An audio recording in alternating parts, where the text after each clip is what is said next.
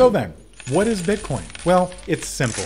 Bitcoin is the world's first cryptocurrency, and it is the first form of money built from a technology called blockchain. Here's how it works. Imagine a spreadsheet with two columns in it. One column is the address, and the other column is the quantity of Bitcoin. Anyone can send Bitcoin from their address to another address. To do this, they access their address through a security mechanism called a wallet. Now, you prove to your wallet that you're, well, you, by entering your wallet PIN. Not really different than logging into your bank account. The blockchain means that an identical copy of this spreadsheet is kept on thousands of independently secured computers around the world to assure system accuracy and the security of the system. That's it. But why is Bitcoin revolutionary? Bitcoin is revolutionary because it solves the major problems of the world's current revision of the technology called money. Now, most of us don't think of money as a technology, let alone one that iterates. And this is because the current iteration of money as a technology has not iterated over the course of our entire lifetimes. Government-issued money that was made out of paper was invented by the Song dynasty in China. Now, each iteration of money has sought to solve the problems of the previous iteration. Cows, though valuable, were difficult to carry around with you, and this is the problem of transportability. And you could receive a cow as payment, but the cow could die the next day, and sometimes it did. This is the problem called store of value. Now, gold coins solved the problems of using cows as currency, but gold coins could be clipped for the purpose of accumulating the pieces, and they were. This is the problem of consistent unit value. Paper currency solved the problems of cows and gold coins by being transportable, by not having a biological lifespan, and by containing the same unit of value across every unit of the currency, whether a little piece was missing or not. So for the last 1,000 years or so, government-issued paper has been the current revision of the technology of money. Bitcoin is revolutionary because it solves the problems with government-issued paper money so decisively and with such magnitude that it can save or change the financial life of any of us who own it.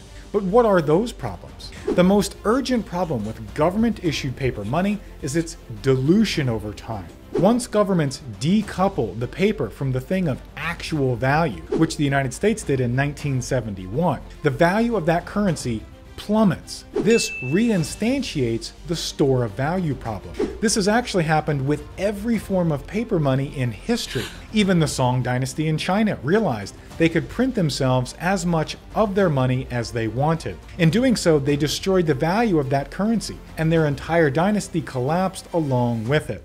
Depending on whether it's measured against real estate, or the stock market, or even gold, the US dollar has lost between 98.1% and 99.7% of its original value. Since the year 2000 alone, each US dollar buys between 1/2 and 1/4 of the residential home that it did. And this is a problem for everyone. Bitcoin eliminates this problem by having a fixed supply which will never be exceeded.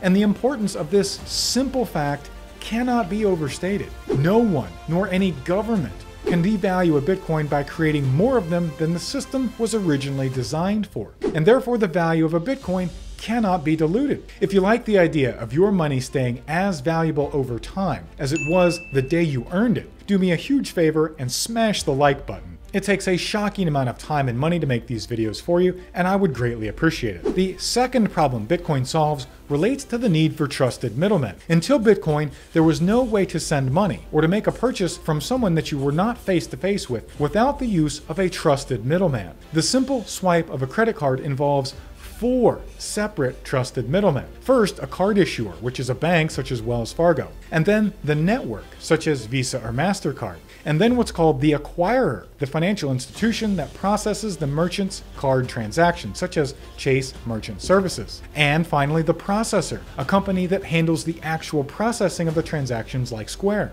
Every one of these groups has to be trusted with the money being transferred between the two original parties. But in 2016, Wells Fargo was found guilty of creating millions of unauthorized credit card accounts in customer names to meet sales targets. Visa and MasterCard have both faced multiple lawsuits alleging anti-competitive practices, and in 2010 agreed to pay $3 billion to settle a lawsuit alleging that they conspired to fix ATM fees. And JP Morgan Chase paid $13 billion to settle charges of fraud related to the 2008 financial crisis. With Bitcoin, transfers are simple. They're made across the blockchain from address to address, from person to person. Therefore, when transferring Bitcoin directly across the blockchain, there are zero trusted middlemen, and zero trusted middlemen who have actually committed financial crimes. The third problem with government-issued currency that Bitcoin solves starts like this.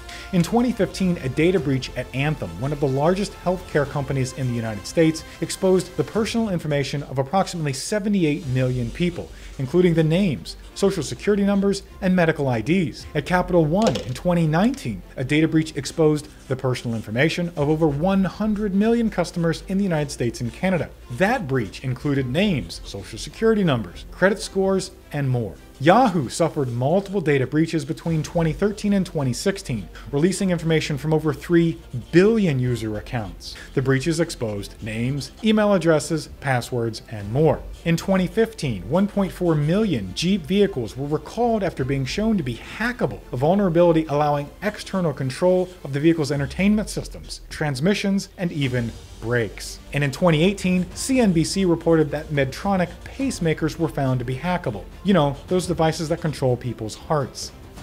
Whether it be data on a computer or a physical device, what these historical events show is the vulnerability of any system which has a single point of failure. Therefore, hackers and other criminals look for single points of failure in a financial system just as keenly as they would in any other system. An example would be a financial system where internal controls can be bypassed by human manipulation.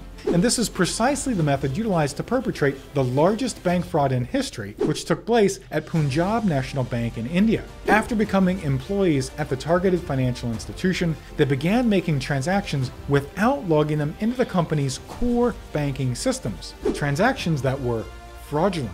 It took over 2 years for the employees to be caught, and the stolen amount was around $2 billion. Now, Bitcoin's blockchain prevents this type of fraud in multiple ways. First, there are no employees of a blockchain. No one can manipulate the system's internal controls. Second, the Punjab fraud involved creating letters of undertaking, which are bank guarantees used in international trade. And guarantee means trust. With Bitcoin, no part of the system relies on trust. And third, the Bitcoin network processes transactions every 10 minutes. For each processing cycle, fraudulent transactions are checked for and prevented before they're ever accepted onto the blockchain in the first place. Now let me know if you have concerns about Bitcoin in the comments below. What's your greatest worry? Next, why would someone want to invest in Bitcoin? We can actually answer that from many different perspectives, but today we'll answer it from the perspectives of wealth building, security, and sovereignty. First, from the perspective of wealth building, Bitcoin's annualized growth rate since its introduction in 2009 is over 100% per year. The S&P 500's annualized rate of return over the same period was around 13.9%. Compared to real estate, Bitcoin cannot be seized by a government, cannot be lost to a war, nor can it be taken from you for not paying annual property taxes. Compared to stock in a company, Bitcoin's value cannot be affected by criminal internal accounting, by a missed product release, by a union strike, or by customer interests simply changing. Compared to gold, Bitcoin doesn't have to be stored in an expensive physical vault. It cannot be seized by governments under the guise of so-called monetary policy. And unlike gold, you can send any amount of Bitcoin anywhere in the world in 10 minutes. And over the same period, Bitcoin returned over 100% per year, and the S&P returned 13.9%, gold returned 8.7%, which means it roughly matched inflation. With Bitcoin, adoption has been increasing every year. The SEC's recent approval of Bitcoin ETFs have enabled financial institutions to now flow billions of dollars a month into Bitcoin directly. And that's exactly what they're doing. It was the most successful ETF launch measured by inflow in history.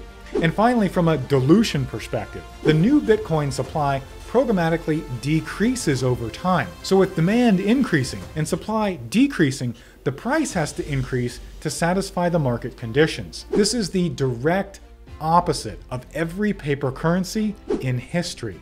Why would someone want to invest in Bitcoin from a security perspective? Well, the Bitcoin network cannot be hacked by low-level bank employees, and probably not by anyone else. Banks are single points of failure, but to hack Bitcoin, thousands of secured computers around the globe would have to be hacked successfully and simultaneously. This is because every 10 minutes, the protection cycle begins again. Bitcoin, kept properly in private wallets, cannot be accessed by corrupt intermediaries such as FTX. Bitcoin is not subject to failed bank risk, meaning it doesn't depend on FDIC insurance. Your Bitcoin isn't taken from you if someone smashes the glass on your car window and steals your purse or wallet. Only your private, digital keys can allow that access. And finally, from a security perspective, if you don't tell anyone, no one will even know that you have Bitcoin.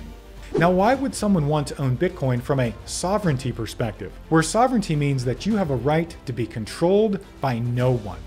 For the first time in 1,000 years, citizens of the world are not financial prisoners of the sinking ship of continuously diluted government currencies. Bitcoin is the world's first globally accessible public money. No one can deny you a Bitcoin wallet based on your credit score, country of residence, employment status, or anything else. Unlike bank deposits, your Bitcoin cannot be loaned out. It cannot be frozen or seized by governments for political reasons, social manipulation, or any other control reason. Unlike cash, Bitcoin cannot be confiscated at borders. Unlike wire transfers of fiat money, Bitcoin is not subject to the scrutiny or blessings of the bank intermediaries before being sent or choosing to block it. In 10 minutes, the Bitcoin you send is anywhere in the world without exception. Bitcoin is novel, it's digital, and it's global. With a phone and a Bitcoin app, you are free. Bitcoin is for everyone, and everyone gets Bitcoin at the price they deserve. For more free financial educational content, subscribe right now. And if you'd like to learn more about Bitcoin, you can watch one of these videos right here.